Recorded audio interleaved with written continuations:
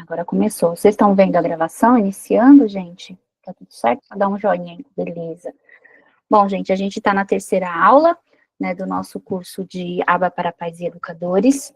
Meu nome é Flávia, boa noite para todos. Quem não acompanhou as outras aulas ainda, a gente tem lá dentro do YouTube todas as outras aulas, inclusive do outro curso que a gente fez, né, porque às vezes a maneira que a gente aborda um assunto é um pouquinho diferente, né, na hora que a gente está conversando aqui. Então, às vezes, vale a pena dar uma olhadinha para ver se a gente, talvez, abordou um assunto de uma maneira que vocês tenham uma compreensão até um pouco melhor. Então, é sempre válido a gente dar uma olhadinha, tá bom? Deixa eu iniciar aqui. Bom, a gente já começa aqui, só para dar uma reforçada, né? É sempre bom. Como que funciona o comportamento? Claro que a gente já sabe, a gente faz estudos da análise do comportamento com base nos estudos de Skinner, né?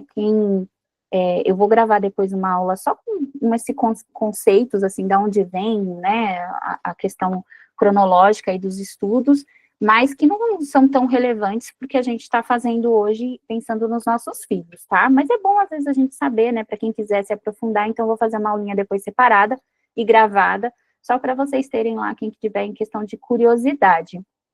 Mas o comportamento operante, que é o que a gente faz nos estudos, né, a gente já entende que temos um comportamento, e esse comportamento nós já sabemos que não vamos mais falar ele como, por exemplo, a birra, a gente vai falar exatamente a topografia desse comportamento, o que é esse comportamento, como ele acontece, exatamente como ele acontece naquele momento. Então, não vou chamar de birra, não daremos mais apelidos para os comportamentos, né, a partir de hoje. Então, a gente vai especificar a topografia desse comportamento. E essa topografia, normalmente, aí eu vou dar o exemplo sempre da birra, porque é o que a gente mais usa, né? O birra, o tá nervoso, né? O tá agitado como, né? O que é agitado para mim pode não ser agitado para outra pessoa. Então, a gente precisa especificar qual comportamento essa pessoa está emitindo, tá bom? A lista de presença é só no final, tá bom? A gente já envia. Então, quando eu falar de birra, eu não vou mais falar de birra. Ou quando alguém me falar de birra, né, então a escola traz essa informação, né, olha, ele estava muito birrento hoje, peraí, você vai começar a mudar um pouquinho a sua pergunta, né, você vai falar assim, é mesmo? Qual comportamento ele estava emitindo? Né, então, a gente vai entender, ele chorou, ele se jogou no chão, ele gritou, ele bateu, ele mordeu, Então, a gente precisa entender todos os comportamentos que foram emitidos para a gente parar de chamar de birra. Então, a gente precisa entender o comportamento em si. E dentro dessa questão de comportamento, então, quando esse comportamento ele é emitido por algum estímulo antecedente, né? Então, a gente tem ali um estímulo, o ambiente que a criança está. Então, vamos pensar na escola, na casa, a gente vai entender. O slide está muito pequeno, gente, é isso? Eu não entendi. Se você estiver muito pequeno, vocês me falam, tá bom? Porque para mim aqui ele está normal, como apresentação. Vocês estão vendo ele muito pequenininho? Mas aí vocês vão me falando, tá bom? Qualquer coisa, a Marie me grita aí. Aí, esse comportamento, quando ele acontece por... Oi? Ele tá meio pequenininho, sim. Ele tá menor que o normal por causa da tela. Eu acho que talvez se você abrir a tela, você consegue abrir essa tela aí, Deixa eu Flávio? ver se eu mexer nessa tela aqui. Mudou alguma coisa? Diminuiu. Diminuiu? Vocês podem dar um zoom também, gente. Vocês Eu dão um vou. zoom aqui na tela. Eu também estou conseguindo. No meu, Flávio, está bem pequenininho, mas eu estou fazendo movimento de pinça e dá para ampliar. Ah, é? Nossa, que estranho, porque aqui tá como uma apresentação como tela grande para mim. Eu não sei, será que é alguma Ele tem uma configuração? faixa preta embaixo, Flávio, mas dá para fazer movimento de pinça, gente. Aí a gente já segue. Tá bom, então eu vou seguindo aqui qualquer coisa, mas não tem nada que a gente já não tenha visto, tá bom, gente? Não se preocupem, depois a gente tem acesso aos slides. E dentro desse comportamento, gente, que a gente já sabe que a gente não vai ficar dando mais apelido para ele, a gente vai entender que ele acontece por algum estímulo que aconteceu anteriormente, né? E ele é mantido ao longo do tempo por alguma consequência. Né? Por que eu estou reforçando tanto isso? Né? Por que eu fico toda hora enchendo o saco sobre isso? Porque é muito importante a gente entender essa cadeia do comportamento, né? Então, ele não vai, ele acontece por algum motivo. Então, eu tive, por exemplo, eu tô com fome, né? Eu quero beber água. Se eu quero beber água, é porque eu estou com sede, o estímulo, tá? E a consequência reforçadora para mim é saciar essa sede. Então, olha que coisa simples, né, da gente pensar ali dentro da cadeia comportamental. Uma coisa bem simples, só para a gente entender. Mas isso funciona para todos os comportamentos. E a gente já sabe que todo o comportamento, ele quer dizer alguma coisa. Ele é uma comunicação da pessoa, tá? Então, todo comportamento que aquele ser humano emite, ele quer dizer alguma coisa. Então, por exemplo, vamos pensar no exemplo da água, né? Se eu emito o comportamento de solicitar essa água, né? Qual é o comportamento, qual é a resposta desse comportamento que vai fazer com que eu consiga emitir novamente esse mesmo pedido? É eu receber essa água. Então, eu vou pedir água, porque eu estou com sede, e o que vai fazer eu pedir novamente é alguém me dar essa água. Porque se eu pedir água, ninguém me dá água, eu pedir água, ninguém me dá água, ao longo do tempo, isso não vai ser reforçado.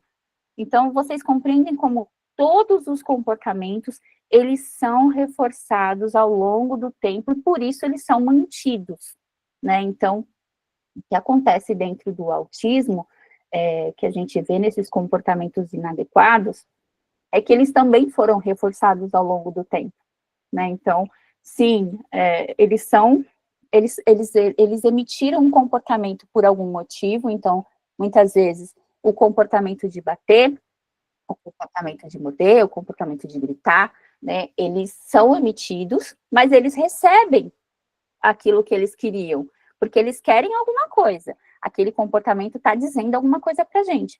E eles solicitaram de uma forma inadequada, e eles receberam aquilo que eles queriam. Então, eles foram reforçados. Então, a gente ensinou para eles, ao longo do tempo, que aquele comportamento está legal, né? Então, quando a gente vai fazer uma intervenção comportamental, imaginando nessas mudanças comportamentais, essa melhoria do comportamento, olha, toda vez que ele está com sono, ele começa a chutar, morder, bater, gritar, chorar, sei lá, qualquer coisa que não seja tão adequado, que é prejudicial para a pessoa que está com ele, é prejudicial para ele mesmo, né? Porque não é adequado a pessoa estar batendo e mordendo. Ela não poderia ser mais fácil ela pedir, eu quero dormir, estou com sono, né? É muito mais adequado para ela, socialmente falando. Então, a gente tem que entender toda essa cadeia desse comportamento, entender o que ela quer dizer. Então, a gente viu lá na aula de avaliações, o que ela quer dizer com isso, né? Qual o nível de compreensão que ela tem? O que ela está me solicitando com isso? O que ela tem de resposta quando ela solicita isso, né? Então, a gente entende o comportamento, o que ele quer dizer com aquele comportamento, né? A mensagem que ele está me dando com aquele comportamento. E aí, desse comportamento, como que eu estou mantendo esse comportamento? O que está fazendo aquele comportamento se permanecer ao longo do tempo? Então, muitas vezes, e é um problema bem comum, né, dentro do autismo também, a pessoa generalizar um comportamento inadequado. O que é isso, Flávia? Generalizar um comportamento inadequado é ele falar assim, mas ele bate por tudo, por tudo. Quando ele está com sede, quando ele está com fome, quando ele quer água, quando ele quer dormir, quando ele quer tomar banho, quando ele quer fazer xixi, quando ele quer fazer cocô, ou seja, ele generalizou esse comportamento para tudo. Então, também a gente tem que fazer essa compreensão de que isso está acontecendo. Por que é importante a gente entender isso? Porque é diferente você mexer num comportamento que ele é específico para aquele pedido, né? Para aquele mando ali. Então, ele está bem específico naquele pedido. Então, eu sei que ele emite aquele comportamento todas as vezes que ele precisa, ele está com sede. Então, é uma coisa. Então, a gente sabe que ele só emite aquele comportamento quando ele está com sede. Ou ele emite aquele comportamento quando ele está com sede, com fome e quer dormir. Também é diferente. Mas quando ele emite para tudo, a gente também tem que ter uma observação muito grande em cima desse comportamento para a gente entender qual a melhor maneira de se intervir nesse comportamento, né? Ele é espelhado como? Ele imita esse comportamento de alguém? É isso que você quis dizer? Depois a gente conversa sobre isso, hein? Aí você me explica, a gente conversa sobre isso e eu tento te orientar. Mas, enfim, gente, quando a gente está falando do comportamento, aí aqui nesse nessa consequência que a gente fala, então é o que está mantendo esse comportamento, a gente vai pensar o seguinte, ó, peraí, deixa eu fechar um pouquinho aqui para eu conseguir enxergar e passar para vocês ao mesmo tempo. Aqui no reforço positivo, a gente vai entender como reforço positivo quando a gente acrescenta alguma coisa. Então, por exemplo, ele está batendo porque ele quer o celular. Então, eu dei o celular para ele. Eu acrescentei alguma coisa. Então, é reforço positivo. Ele está me batendo porque ele não quer fazer alguma coisa. Foi retirado, né, daquele momento para ele, dele. Então, aqui, ó, se alguma coisa é retirada do ambiente, para que ele fique bem, né, para que a gente seja a consequência dele é ser retirado de alguma coisa, a gente chama de reforço negativo. Por que isso é importante? É mais para vocês compreenderem a nomenclatura mesmo, porque se vocês entenderem, gente, aba é um negócio complexo, não vou falar para vocês que é fácil, que tem muita, dentro dos estímulos a gente vai falar de estímulo delta, não, é muita coisa, mas o que eu quero que vocês compreendam, a base disso, né, a fundamentação disso, o conceito inicial disso. Então, a gente entende que o conceito é que tem um estímulo que vem antes, que é o que faz com o comportamento aconteça. E aquele comportamento acontecendo, existe uma coisa depois, que é a consequência, e vai fazer com que aquele comportamento se permaneça e se mantenha ao longo do tempo e seja reforçado.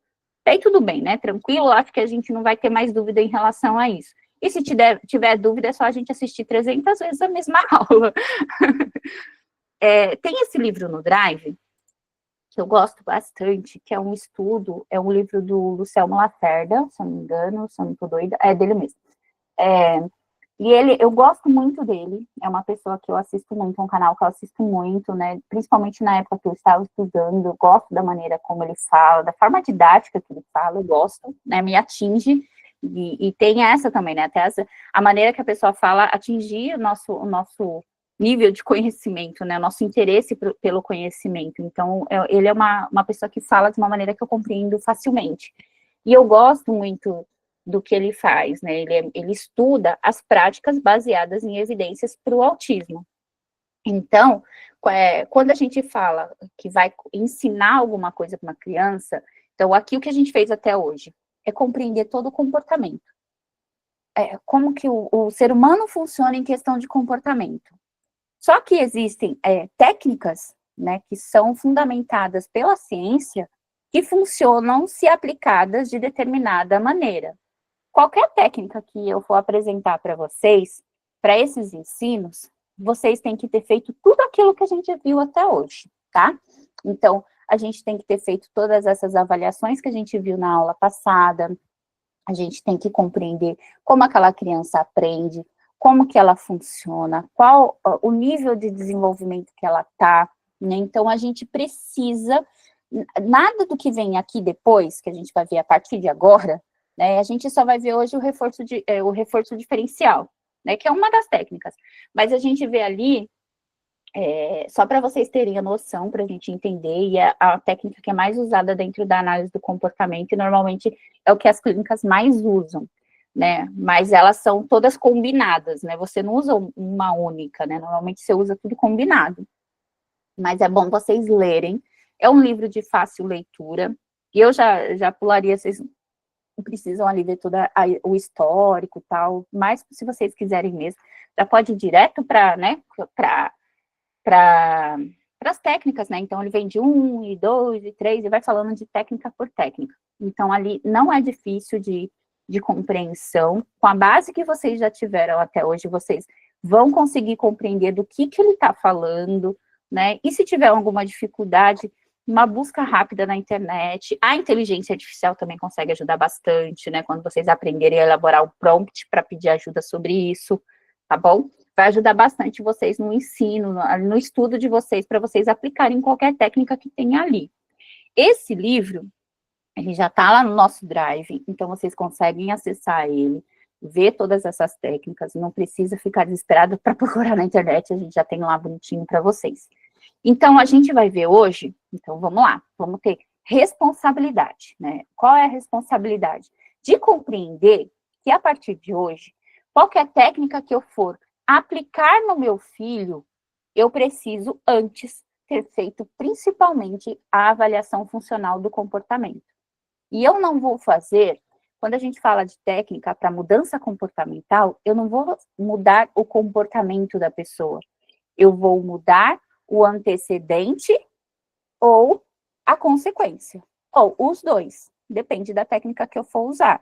A gente não muda a pessoa, a gente muda os estímulos que estão em volta dessa pessoa, os estímulos que estão antes, né, para que emita esse comportamento, os estímulos que vêm depois, que são essas consequências, né? Então, a gente tem que ter muita noção de que não existe só ignora que passa, né? A gente tem que ter base. Então, eu já dei o princípio de base para vocês até hoje, para vocês conseguirem fazer minimamente sozinhos, pelo menos para compreender esse comportamento, compreender da onde vem esse comportamento, por que ele acontece e o que faz com que ele se permaneça. Então, a gente tendo essas informações, aí sim a gente vem para esse momento, tá bom? Então, vamos ter isso muito em mente, porque, vou deixar uma coisa clara para vocês.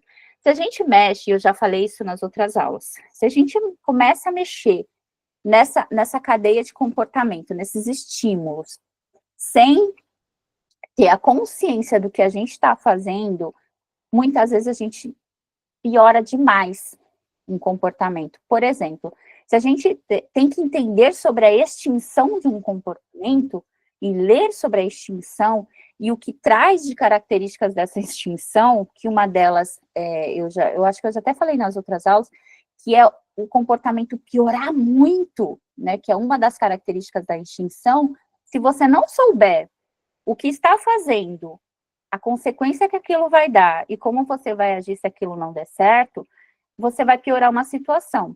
Vou dar um exemplo, tá? Vamos supor que eu vou... olha a forma incorreta da gente fazer uma extinção. A criança, ela bate, né? Porque ela quer o brinquedo. Vamos supor assim, ela quer alguma coisa, qualquer coisa que ela queira, ao invés de pedir, ela bate. Então, numa maneira de extinção, a gente não vai mais dar aquele item, né, quando ele bater. Aí a gente vai ensinar no paralelo a ele pedir. Mas aí, o que acontece? O que normalmente acontece? Ignora que passa. Então, a gente não reforça mais aquele comportamento. Então, eu estou extinguindo aquele comportamento. Aquele comportamento, ele não vai ser mais reforçado. Ele não vai ganhar mais as coisas que ele ganhava de consequência. Então, ele não vai se manter ao longo do tempo. Ele vai piorar, ele vai bagunçar e ele não vai se manter ao longo do tempo, porque ele vai entender que não tem mais a consequência que ele tinha antes. Eu bati, eu consegui, eu bati, eu consegui. Agora eu bato, não consigo, bato, não consigo.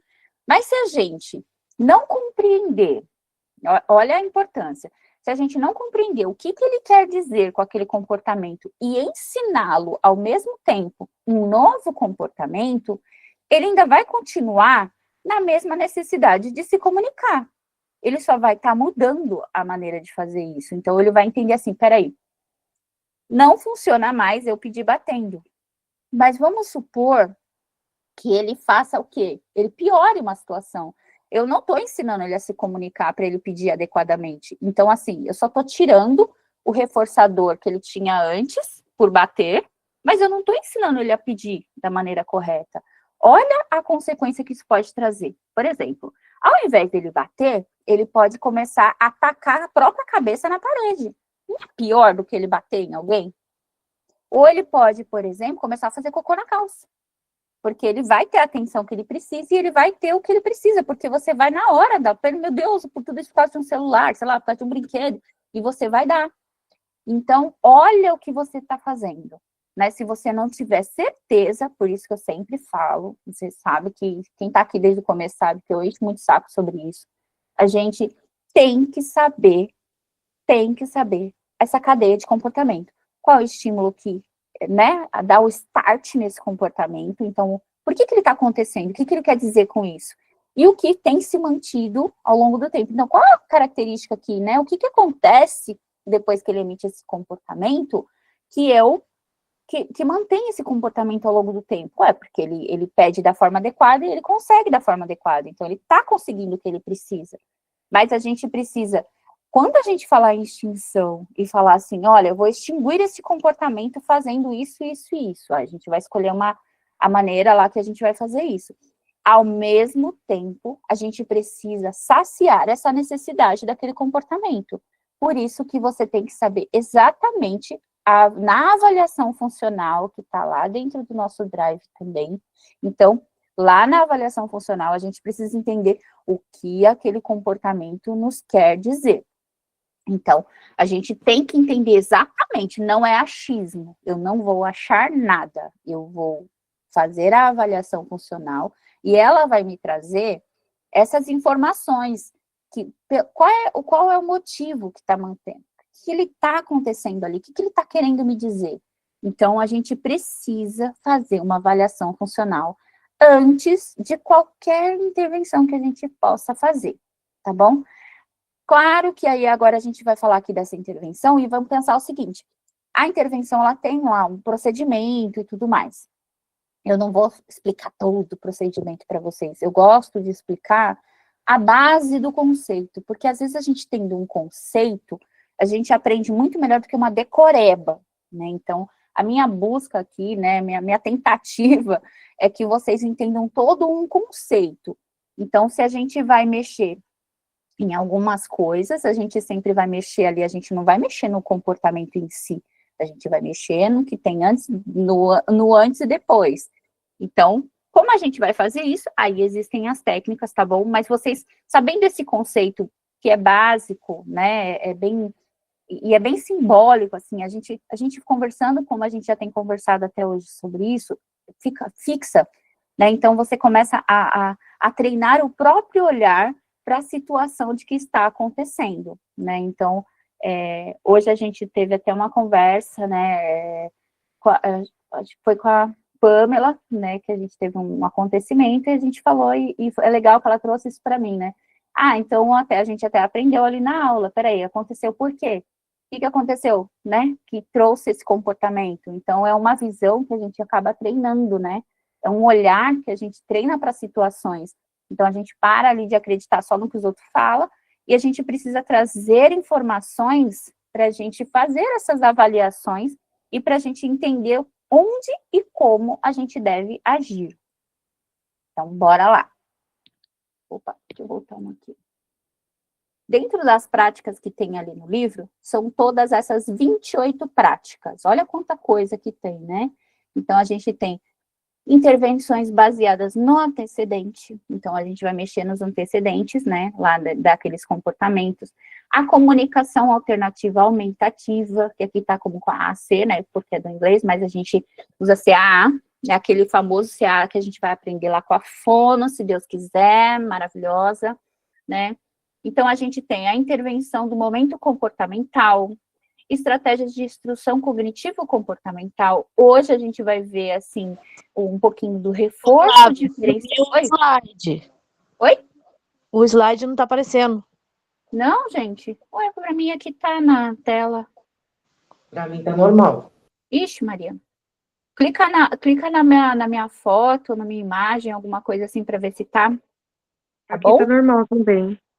Aí a gente tem a instrução direta, ensino por tentativas discretas, essa é muito usada também dentro de consultório, né? Então, a gente tem exercício e movimento, a extinção, né, que a gente estava conversando agora, né, que vocês já sabem mais ou menos como é feita, né? O treinamento de comunicação funcional. Muitos desses treinamentos aqui, gente, servem para a escola também, né? Todos eles, assim, servem para a escola também. Então, tudo que a gente fala aqui como em casa, a gente também consegue levar isso para as escolas, então a gente consegue passar isso para os professores dos filhos da gente. Então, tudo que eu ensino aqui para vocês, reproduzam, né? Levem para as escolas, chamem os professores, ensinem, manda o link das aulas para eles, não tem problema, a gente está aqui realmente para divulgar essa informação gratuitamente, para que ajude o máximo possível, e quanto mais gente souber, o mínimo que a gente sabe aqui, mais a gente consegue ter essa mesma comunicação para a gente conseguir melhorar esse comportamento, porque não adianta você fazer em casa e chega na escola e eles continuam reforçando de forma inadequada algum comportamento. Então, é legal ter essa comunicação. Olha, eu estou fazendo desta maneira para essa mudança comportamental, porque na minha análise funcional, eu entendi que é por conta disso, aí você passa isso para a escola e vocês vão se ajudando. Por isso que é tão importante esse canal aberto de comunicação e um canal saudável de comunicação. Então, eu nunca aconselho a gente sair da vontade, de sair metendo o pé na porta, né? Mas muitas vezes eu gosto de passar para vocês esse olhar do professor, porque eu já fui professora também, estou sendo professora aqui, né? A gente tem que entender isso, e a maioria dos professores, eles querem dar resultados, ter resultados com aquele aluno, né? Aqui eu com vocês, eu quero que vocês aprendam. Então, se alguma maneira que eu estiver fazendo não é adequado para alguns de vocês, eu quero saber. E eu quero saber como conseguir atingir todos os alunos. E muitas vezes falta neles realmente esse conhecimento. Porque quando a gente está falando de uma pessoa neurodivergente, a gente está falando de um cérebro que funciona de uma maneira completamente diferente do que eles foram treinados para atingir. Então, a gente precisa ter esse olhar sensível também para o professor, porque ele é ensinado para ensinar pessoas que não são neurodivergentes, né? Então, para eles também é complicado e é difícil, tá bom? Então, eu gosto sempre de tocar nesse assunto, que é um assunto sensível e importante para a gente, até para que tudo isso que a gente está fazendo aqui funcione, e que ele funcione em todos os ambientes que a criança passe, né? Então, normalmente ela vai passar na casa da família, né? Na nossa casa e na escola. É os lugares que normalmente os filhos da gente frequentam. Então, a gente tem que pensar que todas essas práticas, e olha aqui, ó, quem está aqui, ó, avaliação funcional de comportamento, que é o que a gente viu lá. Então, você está vendo, ó, eu vou falar do reforço diferencial hoje, aqui rapidinho, mas, na verdade, a gente já viu muitas coisas, né? A gente já viu muitas coisas. Tem um ensino por tentativas discretas, que eu não sei nem onde que está aqui, mas, assim, lembra que a gente falou que, às vezes, a gente vai fazer um ensino, eu não sei mesmo, gente, eu não decoro nada aqui, mas, assim, a gente vai fazer um ensino, a gente divide essa habilidade, né, por exemplo, vamos fazer o xixi no banheiro, peraí, primeiro ele tem que saber vestir a roupa, a gente sabe que ele tem que tirar uma roupa para colocar a outra, então ele tem que tirar a calça, então ele sabe abaixar a calça, sabe tirar a perninha da calça, sabe tirar a calça do corpo dele, sabe pegar a outra, sabe colocar uma perninha para colocar a outra. Olha como um comportamento ele pode ser dividido em pequenas partes, né? Então, dessas pequenas partes, a gente também consegue ensinar, tanto de trás para frente, de frente para trás. Então, tem vários outros ensinos, então, que a gente pode fazer, tá? Aqui dentro dos ensinos, né? Das práticas baseadas em evidência, mas vale a pena para mim ficar falando assim, olha, para vocês, vamos aprender a fazer de determinada maneira. Não, para mim é muito mais viável, né, para vocês utilizarem no dia a dia, que vocês compreendam a treinar o olhar para a habilidade que vocês querem ensinar e como existem as possibilidades que vocês possam fazer isso. E muitas vezes, quando vocês começarem a fazer esses treinos em casa, vocês vão perceber, quando vocês forem se aprofundar em qualquer estudo, você fala, já fazia isso. E normalmente é isso que acontece, quando você entende a essência, você faz até no automático sem ter um ensino, tá bom? Mas vamos lá, bora lá para a gente dar uma finalizada. Vamos pensar no reforço diferencial. Dentro da análise do comportamento, né, a gente tem o reforço diferencial e ele tem reforço diferencial de respostas alternativas, que é o DRA. Tem de respostas incompatível, que é o DRI, e tem de outras respostas, que é o DRO, né? Flávia, eu preciso decorar isso? Claro que não, né? Obviamente que não, né? Eu vou tentar trazer o conceito de cada coisa só para vocês entenderem porque eles têm determinados nomes. Se você não é o profissional da área e você não vai colocar isso em relatório para dizer qual é o método que você está utilizando de ensino, qual a necessidade de você saber tudo isso? Nenhuma, né? Mas é bom você saber que isso existe, né? Então, é legal a gente só saber, para a gente entender que isso existe, até para vocês, que eu acho que dentro de tudo aquilo que tem ali, das 28 práticas, esse é o que tem o nominho mais complicado, por isso que eu escolhi esse, né, que tem esse DRA, DRI, DRO, né, então, por isso que eu escolhi esse. O resto, vocês vão conseguir entender muito bem, com muita tranquilidade na leitura mesmo, então, para tentar descomplicar a cabeça de vocês. Agora, vamos pensar assim, o seguinte, a gente escuta, né, muito por aí, que a análise do comportamento, ela deixa a criança robotizada, né, ou outra fala que a gente escuta, outra fala que o pessoal faz, é no sentido de que a gente compra a criança, né, a gente fica comprando, parece aqueles negócios de cachorrinho, que você dá a raçãozinha e vai ensinando, né, e na verdade, eu coloquei ali, não existe comportamento de graça, nenhum comportamento que a gente emita, né, que o ser humano emite, ele é de graça. Ele precisa ser reforçado para que ele se permaneça. Então, por exemplo, se eu estou hoje, do jeito que a gente está aqui, que a gente fala português, e eu chegar na Alemanha e pedir água, aqui na minha comunidade verbal, que é onde eu vivo, ela funciona, eu falar, eu quero água. Mas se eu chegar lá e falar assim, eu quero água, alguém vai entender? Água, ninguém vai entender. Porque eu estou falando numa comunidade verbal diferente, eles têm uma outra língua. Então, vai permanecer, eu aprendi, eu tenho 46 anos hoje. Então, eu aprendi que se eu pedir água, eu vou ter água. Mas lá não está funcionando. Mesmo sendo reforçada 46 anos, se eu pedir água por água, eu vou ter água, lá eles eu não vou ser reforçada por isso. Eu vou ter que me virar para entender uma outra maneira de pedir essa água e eu ter a resposta de receber essa água, ter de consequência receber essa água. Então, ou eu vou aprender a palavra água lá na língua deles, eu vou entender, eu vou observar um falando com o outro, quando ele falar lá a palavra que identifica por água, eu vou reproduzir aquela palavra, para ele entender que eu quero aquilo, ou eu vou apontar, mas eu vou encontrar outras maneiras. Então, todo o comportamento da gente não existe de graça, ele precisa ser recompensado. Então, mesmo eu sempre fui recompensada ao solicitar água como eu quero água, e de repente eu não sou mais, ele não vai mais acontecer se eu estiver num outro momento, né, num outro local. Então, todo comportamento que a gente tem, ele é sim, né, pago de alguma maneira. Então, ele é pago. Não tem essa de que, não, eu não posso ensiná-lo. Não, eu posso ensiná-lo tendo os reforçadores. O que acontece é que a gente, eu coloquei ali, sensibilidade social. Por que eu coloquei essa palavra, sensibilidade social?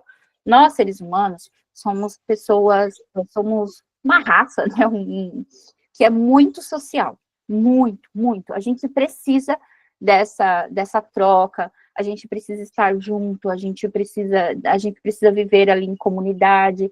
Então, é naturalmente do ser humano. Então, é muito natural que quando a gente faça uma criança faça uma coisa bonita, assim, uma coisa agradável, que é adequada, que é legal, a gente fala o quê para ela? Muito bem, ai, que linda, não sei o quê, não é isso que a gente faz. Só que tem crianças, né, e pessoas, que aí a gente está entrando dentro do autismo específico, e elas não têm a mesma sensibilidade social, elas não têm a mesma necessidade de ser reforçada dessa maneira. Então, aquela criança, para manter aquele comportamento, de continuar emitindo aquele comportamento que a gente achou bonito, que a gente achou adequado, que a gente achou fofo, ela foi recompensada com elogios, ela foi recompensada às vezes com carinho, ela foi recompensada às vezes né, ela foi recompensada, ela ganhou alguma coisa com aquilo. Então, comprou aquele comportamento da pessoa, né? Então, a gente pagou para ele se manter. Vamos pensar assim, a gente pagou ele para ele se manter ao longo do tempo. Já a criança neurotípica, às vezes a gente não vai conseguir da mesma maneira. Parabéns, muito bem, ela para você, ó, porque aquilo não é importante para ela. Mas, às vezes, importante para ela é que a gente deu o videozinho da galinha pintadinha. Aquilo sim foi um reforço para que ela mantenha aquele comportamento. E como que a gente faz a gente usa uma técnica que chama aproximação sucessiva. Então, é assim, é adequado que toda vez ela faça isso, ela ganhe a galinha pintadinha? Não, mas é a maneira que eu sei, que a gente fez na avaliação funcional, que funciona para aquela pessoa, para que ela seja reforçada e ela mantenha aquele comportamento que a gente entendeu que é o adequado. Ok? Ok. Mas aí o que a gente faz para que ela se aproxime de uma coisa mais adequada socialmente? Porque a gente tem que pensar, e tudo bem, se a gente pensar na criança só dentro da nossa casa, tá tranquilo. Mas ela vai lidar com comportamentos lá fora, na sociedade. Então, qual é o comportamento mais próximo, né, da normalidade, né, dentro do social, que é mais adequado? Que ela fique legal, que ela entenda um elogio, por exemplo, que ela associe um elogio a uma coisa positiva, mas ela ainda não tem essa sensibilidade social naquele momento para fazer isso. Tranquilo? Como que a gente faz isso, então? Claro, a gente vai aproveitar o galinha pintadinho. E aqui, gente, é qualquer coisa, tá? É cosquinha, é uma musiquinha, é um brinquedinho, não interessa.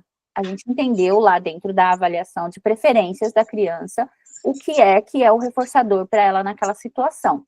Então, a gente pegou aquele reforçador e lembrando, voltando lá na aula passada, vamos lembrar a hierarquia desses reforços, tá? Porque a gente não vai usar um reforço de muito poder para uma coisa mais fácil dela aprender. A gente vai usar um reforço muito poderoso para uma habilidade muito mais difícil de se ensinar. Então, quem perdeu, volta lá. Aí, a gente volta aqui, ó, para o elogio, né? Eu quero aproximar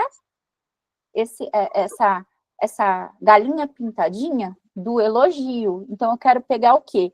O poder que essa galinha pintadinha tem para transportar esse poder para um elogio. Então, é isso que a gente tem que pensar. Como que eu vou fazer isso, Flávio? Pelo amor de Deus. Como que a gente faz? Ó, dentro, tem um estudo que é assim, a gente pega um rato, tem um rato, tá bom?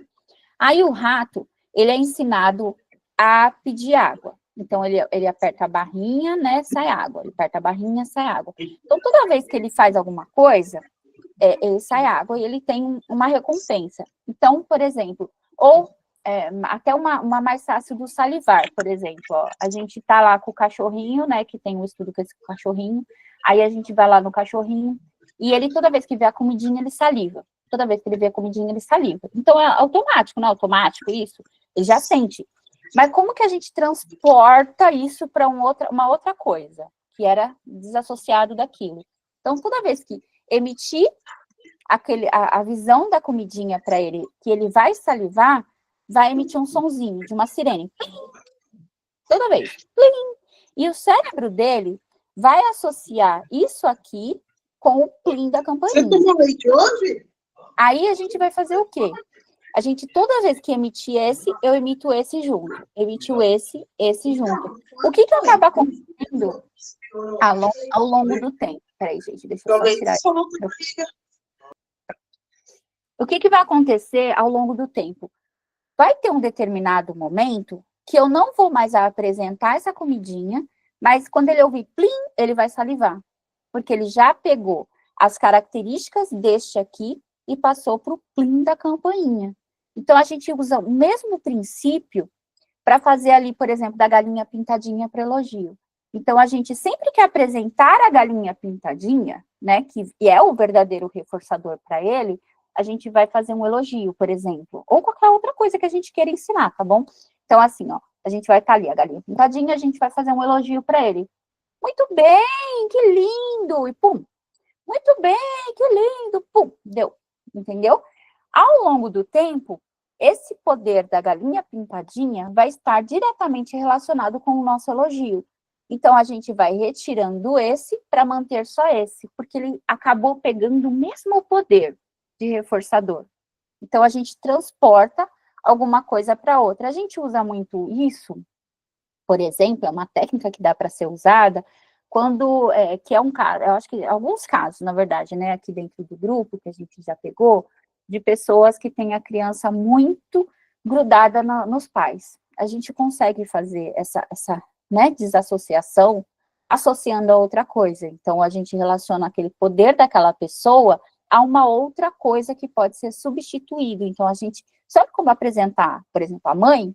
A gente vai apresentar aquilo junto, para ele, aquilo pegar meio que o poder de carisma daquela mãe, né, de estar junto daquela mãe com aquela outra coisa. Então, a gente usa muito dessa técnica. Flávia, é fácil? Não. É rápido? Nem sempre. Então, mas funciona? Funciona. Então, é isso que a gente tem que ter na nossa cabeça. Nem sempre vai ser rápido, mas ele precisa acontecer. Isso a gente vai acompanhar na próxima aula, sobre quando a gente falar como que a gente faz esse acompanhamento de dados, né? Como que a gente coleta esses dados e como a gente faz esse acompanhamento de dados. Então, a gente precisa ter essa coleta de dados, conforme a gente está ensinando alguma habilidade ou fazendo alguma mudança comportamental, porque a gente precisa compreender se aquilo está evoluindo. Se não estiver evoluindo, a gente precisa fazer mudanças rápidas, tá? Então, mas aí isso a gente vê na próxima aula. Então, vamos voltar aqui no reforço diferencial, né? Por exemplo, o DRA. Quando a gente fala do DRA, e a gente, por exemplo, pensa numa criança que grita, né, para pedir comida, né? Então, a gente vai pensar em respostas alternativas àquilo, né? Então, como que a gente pode fazer? Todas as vezes que ela gritar, e claro que eu tenho que estar ensinando a pedir da maneira correta, lembra que a gente conversou sobre isso? Então, a gente tem que estar ensinando ela a sentar à mesa, né, quando ela quiser comida, por exemplo, ou dar um cartão quando ela quiser a comida, né? Alguma coisa a gente tem que pensar que, com base na avaliação que a gente fez da criança, o que ela conseguiria fazer naquele momento. E ou a gente estiver ensinando aquela criança naquele momento. Mas vamos supor que ela já saiba pedir o cartão, ou que ela saiba sentar à mesa. Isso ela já sabe, senta à mesa, ela sabe sentar à mesa. Então, ela vai lá e, pum, senta bonitinho, né? Aí tá falando, pega um prato, beleza, tá se comunicando, isso que importa. E é uma forma adequada, tá adequado para ele. Então, aí ela vai lá e senta à mesa. Então, quando a gente estiver fazendo esse DRA, o que a gente, na verdade, está fazendo?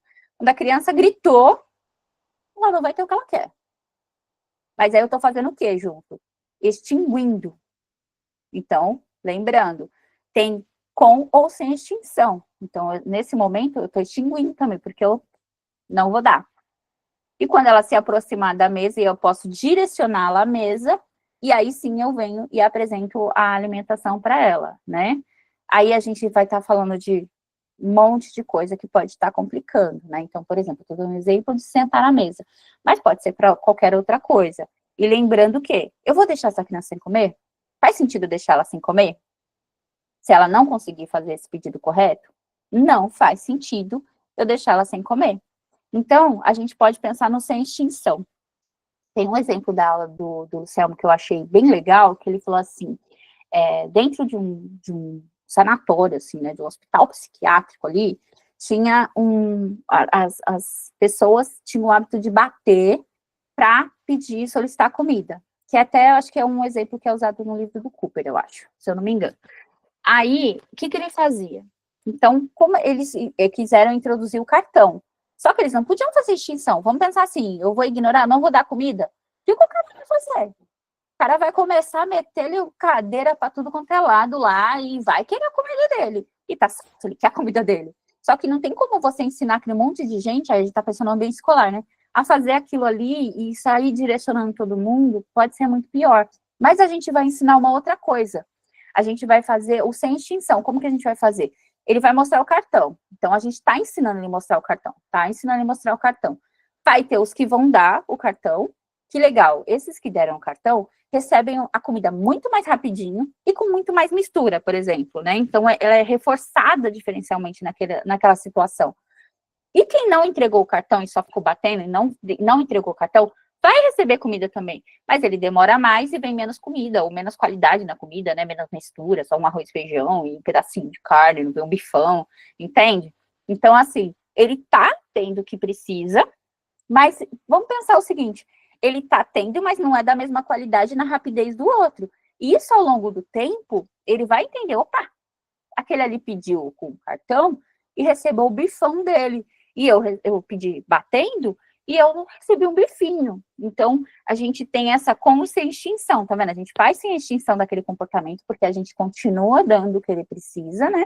Mas de uma forma que é menos atrativa para ele. É muito mais atrativa da outra maneira. Então, a gente tem que pensar nessas técnicas, tá bom? Aí, respostas incompatíveis. Esse aqui é o assobiar e chupacama. A gente não consegue fazer os dois ao mesmo tempo. Então, se a gente está pensando numa pessoa, a gente sempre vai pensar num comportamento que seja incompatível com aquilo que ele está emitindo. Oi, Bruno, para de compartilhar sua tela, meu amor. Isso, boa, obrigada. Aí, o que a gente faz, né? Então, vamos supor que a criança emite um comportamento em pé, porque ela está em pé, a gente tenta fazer com que ela tenha o comportamento direcionado para estar sentada, né? Então, se ela está batendo, ela usa a mão para bater, certo? A gente vai usar alguma coisa, alguma estratégia que esteja relacionada dela estar com a mão ocupada. Tem um vídeo, eu acho que eu vi esse vídeo hoje, ou ontem, não sei, no Instagram. Eu achei muito legal, muito legal. Você já deve ter visto uma mãe, é uma mãe americana que o filho dela tá batendo. Eu até tentei achar esse vídeo esses dias, mas não consegui. Mas era uma mãe que estava, o filho batia muito, né, autista também. Então, ela tinha uma técnica que ela falava safe hands, né, então ele já tinha o hábito, ela dava o comando, ele já entendia que ele tinha que fazer assim com a mãozinha. Então, olha que interessante. Aquilo é um reforço diferencial, né, de respostas incompatíveis. Por quê? Para bater, ele vai usar a mão dele. Ah, não, você viu, né? Então, para bater, ele vai usar a mão dele. E olha o que ela fazia, save hands. Então, ele, pum, mãozinha segura, certo? Então, ele já entendia. Mesmo no desespero dele, ele já, pum, mãozinha aqui. E isso, olha como é incompatível ao estar batendo. Porque ele tinha que fazer assim, ele entendia o comando, já aceitava esse comando, foi treinado para esse comando, e estava com a mãozinha ali fechadinha, né? Então, olha que legal, olha como funciona, né? Isso é bem didático, né? Para a gente entender o que a gente está falando de reforço. Tá vendo? A gente já está fazendo, a gente troca, né? Então, a gente está pegando, se ele usa a mão para bater, eu vou usar a mão dele para fazer outra coisa naquele momento. Então, é incompatível com bater. Então, olha que legal, né? Olha quanta coisa a gente consegue aprender com isso. E de outras respostas, eu vou usar um exemplo bem crítico, tá bom? Bem crítico, para vocês entenderem, assim, a essência dele, tá? Vamos pensar numa pessoa que ela se bate, e a gente sabe que em autismo severo, com deficiência intelectual muito grave, com outras comorbidades, a gente tem as pessoas que se machucam de ter que usar próteses, que tem que usar capacete, que tem que usar protetores no corpo, porque senão elas se machucam a um nível, assim, extremo. Então, vamos imaginar essa pessoa, tá? Que ela se morde de arrancar pedaço, que ela se machuca, né? Se machuca muito gravemente. Como que a gente pode fazer para ajudar essa pessoa?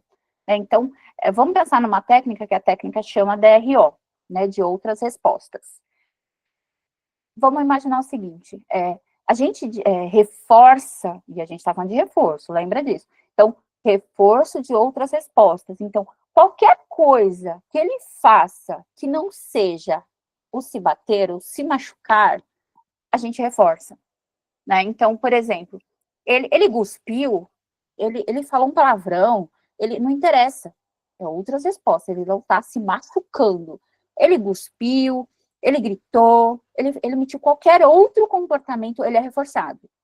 Então, a gente começa a fazer com coisa bem rápida, gente. Então, lembra lá das outras aulas, quando a gente fala do tempo que a gente inicia um treino. Então, às vezes a gente inicia um treino, e tem também lá na planilha de habilidades básicas, quando a gente fala de treinos, a gente começa com minutos. Vai ter criança que é tão grave que a gente começa com segundos. Não importa, gente, a gente precisa fazer com que ela aceite. Vai ter criança que a gente consegue começar com 10 minutos. Mas vai ter criança que a gente vai começar, ou pessoa, né? Não importa se é adulto ou criança, tá, gente? Funciona para todo mundo. Então, aqui, ó, vai ter pessoa que a gente começa com 1 minuto. Vai ter pessoa que a gente vai precisar começar com 10 segundos. Tá ótimo. Então, eu entendi que aquela pessoa, o tempo dela vai ser de 10 segundos. Então, em 10 segundos, ele não fez aquele comportamento, a gente está reforçando.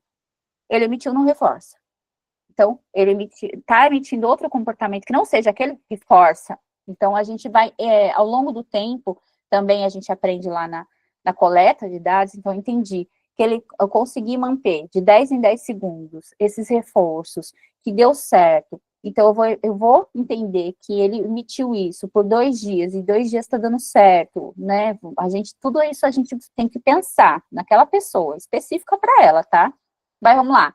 2 dias, emitiu, deu certo, eu pulo para 12 segundos. Eu estou fazendo 10 segundos, eu pulo para 12 segundos. Depois eu pulo para 15 segundos. Depois eu pulo para 20 segundos. Depois eu pulo para meio minuto. Aí aprendeu, nossa, ele já faz meio minuto sem fazer aquilo. Pulo para 1 minuto. E assim vai indo, gente. Vamos pensar na pessoa que consegue 10 minutos. Eu pulo para 15 minutos. E assim vai indo. Tá? Os ensinos, eles são pensados em cada pessoa, né? Então, não existe uma característica que seja comum a todo mundo. Todo mundo inicia com dois minutos. Não, vai ter pessoas que 2 minutos vai ser um tempo insuportável para ela. Assim como para outra pessoa, não está relacionado à gravidade do autismo, a gente está relacionado à tolerância daquela pessoa, tá? Então, não é porque aquela pessoa tem um autismo mais grave que ela tolere menos, nem sempre. Vai ter tolerância que o autista do nível 1 vai ser muito inferior do que o autista nível 3. Então, até essa questão de seriedade e de gravidade dentro do autismo, também é uma questão bem complicada de se compreender, porque até essa diversidade dentro da gravidade, ela acontece, porque vai ter habilidades que eu faço muito bem, e uma pessoa de nível 3 não faz. Mas vai ter habilidades que, às vezes, uma pessoa de nível 3 faz muito bem, e o autista de nível 1 ainda não consegue fazer. Então, olha, né, o olhar que a gente tem em relação a isso. Normalmente, a gente direciona essa gravidade no nível de suporte que ela precisa. Então, uma pessoa que precisa de um suporte substancial, da gente estar olhando atentamente para ela, para aquela necessidade dela o tempo todo, que a gente não consegue ir no banheiro sem deixar ela em observação, aí a gente entende o nível de gravidade. Mas não significa que vai ter habilidades que ela faça muito bem e outra pessoa ainda não faça, tá bom? Por hoje, gente, a gente vai fechar por aqui, né? Na próxima aula a gente vai vir com essas coletas de análise de dados. Seria muito maravilhoso se a gente pudesse ver tintim por tintim das 28 práticas, né? Quem sabe mais para frente, quem sabe um curso sobre as 28 práticas, mas assim, até o que a gente viu até aqui, a gente já conseguiu também ver muitas outras práticas. Vocês, quando forem ler lá o livro, vão entender, olha, a Flávia já falou disso, a Flávia já falou disso também. Então, vocês vão se encontrar ali na leitura, tá bom? Eu vou, só um minutinho que eu vou parar a gravação para a gente continuar a nossa conversa.